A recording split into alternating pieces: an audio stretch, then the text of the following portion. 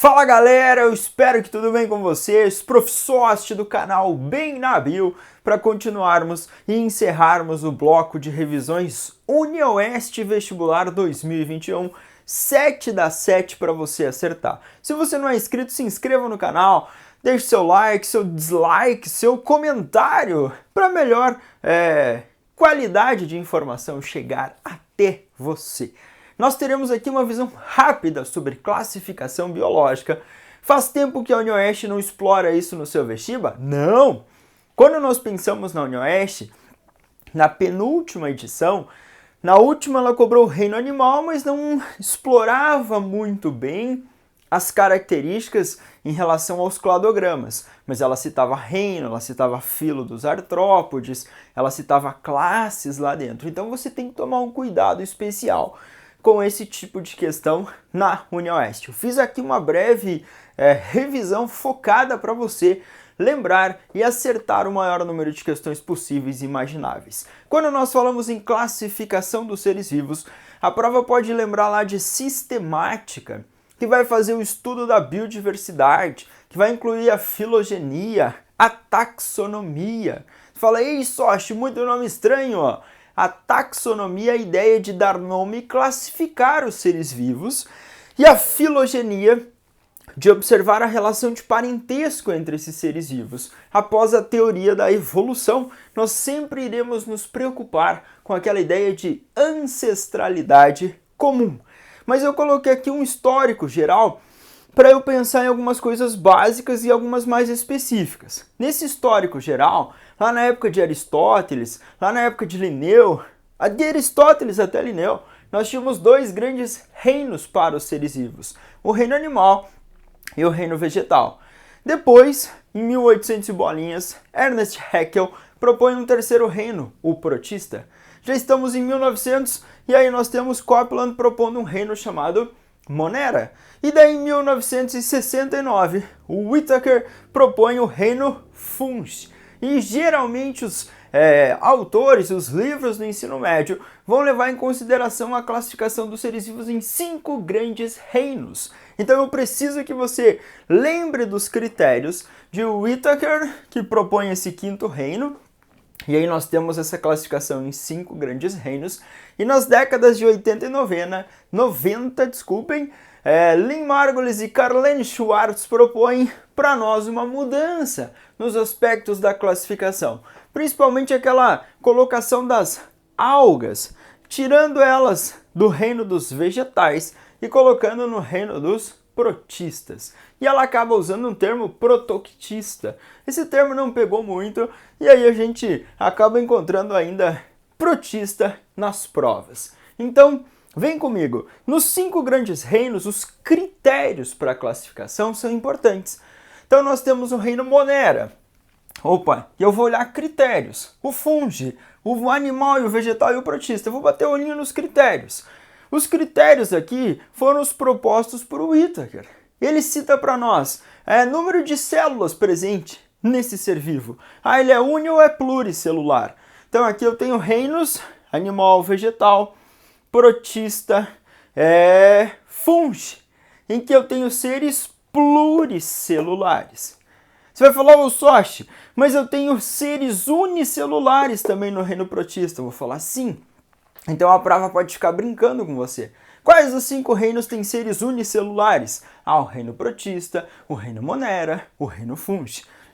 Qual dos 5 reinos apresenta seres pluricelulares? Reino animal, reino vegetal, reino protista, reino fungi, ou dos fungos, ou fungi simplesmente. Quando nós olhamos para essa classificação, eu quero que você fique ligado nisso. Quando você olha aí para os procariotos, dos 5 reinos, o reino Monera é o único que tem essa identidade de ter uma célula procariótica. E aqui nós temos bactérias, cianobactérias, arqueobactérias, os seres aí bem biodiversos no planeta. A maior diversidade de vida aqui nós encontramos nesses seres microscópicos do reino Monera, representado principalmente pelas bactérias. Agora, se eu olhar para a nutrição, então eu posso olhar em quantidade de células, se é uni ou pluricelulares. eu posso olhar se é procarioto ou eucarioto, ou seja, se tem núcleo, se não tem núcleo, e eu posso olhar ainda o tipo de nutrição, meu ser. Se é autotrófico, produz seu próprio alimento. Heterotrófico, não produz o seu próprio alimento. Então nós teremos também isso como critério. Quem assistiu a aula de botânica lá atrás, eu cometi um equívoco na minha fala, citando os vegetais. Eu não sei o que eu fiz e eu viajei. Os vegetais, por exemplo, são seres autotróficos, ou seja, seres que produzem o seu próprio alimento, os compostos orgânicos, através do processo fotossintético. Os seres do reino animal são heterotróficos. Eles não sintetizam os seus compostos orgânicos, eles vão obter de outros seres vivos esses compostos orgânicos. Então eles são heterotróficos. No reino protista, Sóste, mas quem faz parte desse reino protista? Aqui nós temos os protozoários, que são seres unicelulares, e as algas, que nós temos alguns representantes unicelulares e outros pluricelulares. Os protozoários são heterotróficos, enquanto as algas conseguem realizar o processo fotossintético e mantêm constantemente ou geralmente uma nutrição autotrófica fotossintetizante. Então nós teremos essas referências. Para o reino Monera, autotróficos ou heterotróficos. Aqui as bactérias podem realizar quimiossíntese, fotossíntese, elas podem ser heterotróficas aeróbicas, anaeróbicas, então tem uma diversidade nutricional muito grande. Os fungos são sempre heterotróficos. Lembrando que a UniOeste já falou em várias edições em seres do reino fungi realizadores de fotossíntese, e isso não acontece. Os representantes aqui são heterotróficos. Então fica ligado, tenha cuidado, qualquer coisa printa a tela em relação às suas características e à sua lembrança. Do reino animal, exemplares, poríferos, quinidários, platinemate, molusco, anélide, artrópode, quinodermos, cordatos. Nos vegetais, briófitas, pteridófitas, gímenos e angiospermas. Nos protistas, as algas e os protozoários, bactérias, cianobactérias, arqueobactérias e os fungos, cogumelos, orelhas de pau. Então, muito cuidado para esses 5 grandes reinos com as suas características. E aí você lembra lá do famoso rei Ficofage? Nós estávamos num táxon, ou numa categoria chamada de reino. Só que um reino é dividido em unidades menores denominadas de filos. E um filo é dividido em unidades menores que são as famílias. Não, as classes. Então, por favor, ordene, organize o famoso rei Ficofage. Reino dividido em filos, filos divididos em classes, rei, classe. Depois, ordem, famílias, gêneros e espécies. Então, cuidado. A prova pode fazer essa brincadeirinha que eu fiz, em pegar, um filo é dividido em unidades menores denominadas de famílias. A ordem é reino, filo, classe, ordem, família, gênero e espécie. O Sóste, mas eu abri a prova e a prova falou que um conjunto de espécies semelhantes formam um gênero. Se eu falar para você Homo sapiens, Homo erectus, claro que esse último foi extinto já, mas os dois são de espécies diferentes. A espécie tem uma nomenclatura binominal, ou seja, de 2 nomes. Homo, que indica o gênero, escrito com inicial maiúscula, e sapiens, que indica um epíteto específico, escrito com inicial minúscula. Os nomes destacados, esse nome vai aparecer em itálico para você, lembra que ele aparece diferentão ou destacado no texto.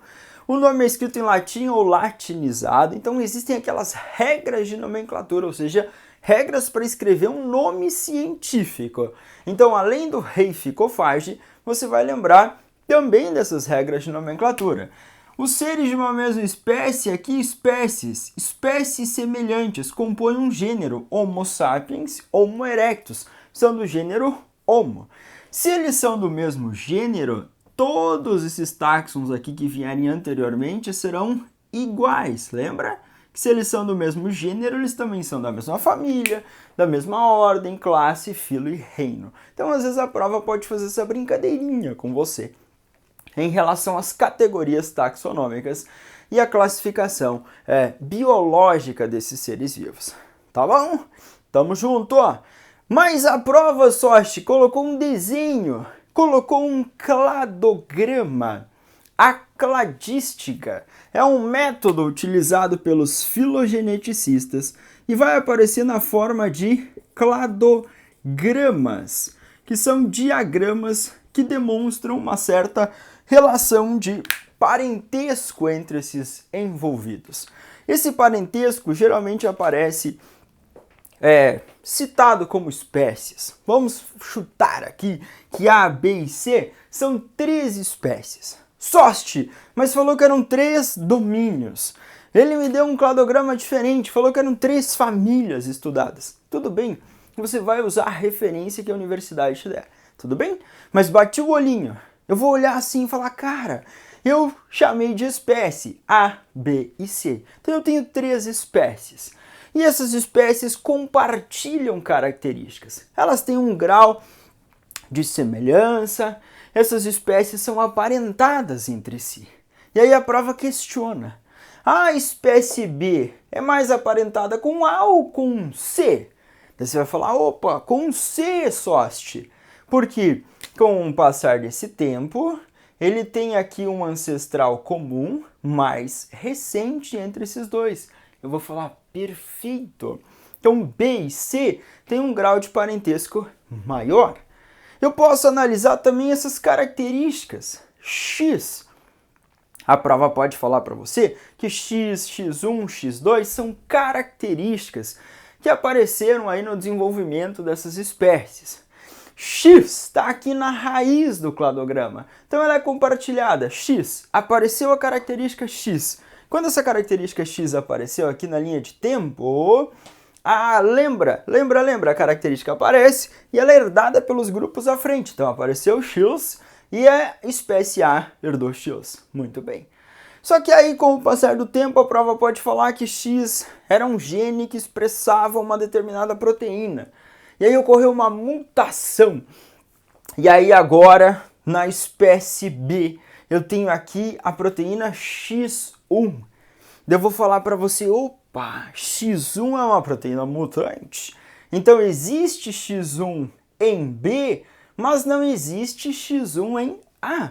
Por que, Soste? Pela linha de tempo, essa mutação apareceu depois. Com o passar do tempo, opa, mais uma mutação no gene que sintetizava a proteína. E agora eu tenho a versão X2 da proteína. E essa versão X2 da proteína, ela apareceu aqui na espécie C.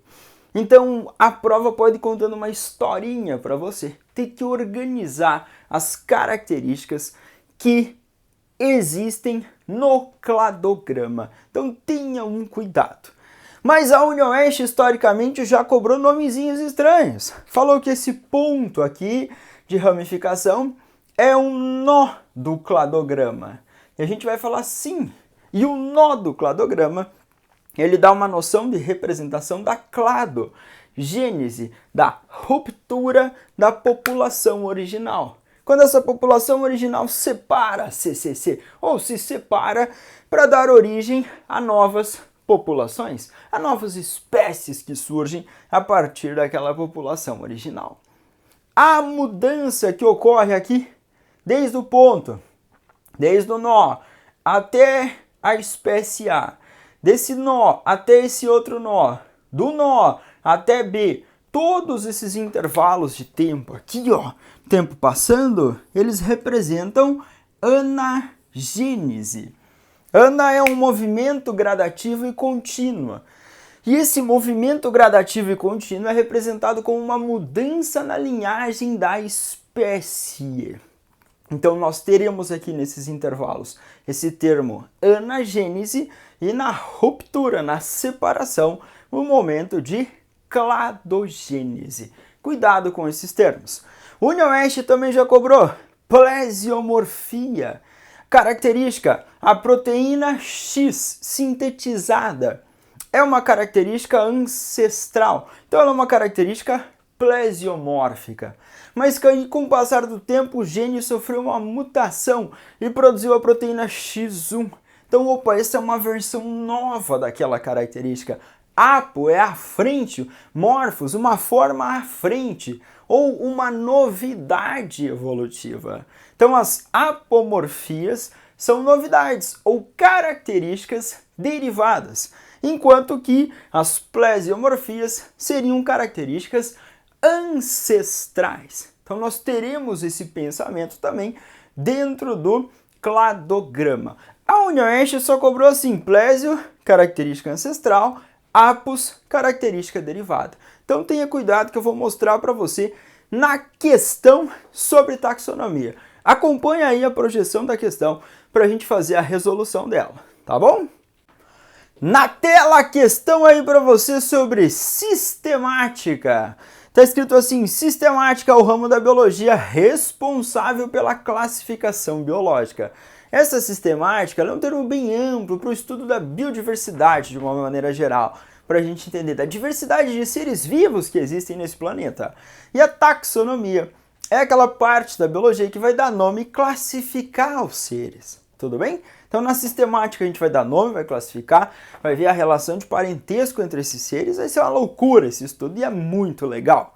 Analise as afirmativas abaixo e assinale a alternativa correta. Item 1. A espécie humana Homo sapiens. Perceba que a UniOeste escreveu inicial maiúscula, inicial minúscula, nomenclatura binominal. Gênero Homo, mais o epíteto sapiens, dando o nome da nossa espécie. É a espécie mais evoluída entre os vertebrados. Item 1. Homo sapiens é mais evoluído entre os vertebrados? Não existe essa escala, gente. Não existe uma escala de mais ou menos evoluído em relação a esses grupos. Todos os seres vivos que são viventes hoje, eles são adaptados a esse ambiente. No cladograma aqui eu tenho a espécie A, B e a espécie C. A C é mais evoluída, a A é mais... Não existe essa escala. Nós temos espécies que apareceram inicialmente ou num tempo mais antigo e espécies que apareceram num tempo mais recente. Mas se elas são viventes hoje, todas elas são adaptadas a esse ambiente. Então isso é falso e não existe essa escala de mais ou menos. O item 1 é falso. Cuidado para não cair em tentação. Item 2. A anagênese é a mudança evolutiva que ocorre na linhagem da espécie. Anagênese é um movimento contínuo e gradativo e essas novidades vão surgindo aqui nessa linhagem aqui, ó, nesse espacinho de tempo, nesse passar, nesse espaço daqui para cá, aqui para cá, aqui para cá. Então essa anagênese é essa mudança, sim, constante nessa linhagem da espécie. Item 3. Plesiomorfia e apomorfia são características ancestral e derivada, respectivamente. A plesiomorfia é a característica ancestral, a versão mais antiga, e a apomorfia é a versão mais nova, à frente. Então, sim, isso está coerente. Foi uma questão da UniOeste já explorada em relação a essa classificação. Tenha um cuidado especial para os 5 reinos, para as características gerais, para você não cair em tentação no domingo, dia 1º de agosto, tá bom? Soquinho, soquinho, bom estudo, meus seres. Eu espero que vocês estejam aproveitando e que eu esteja contribuindo com o seu aprendizado. Abração e bom estudo!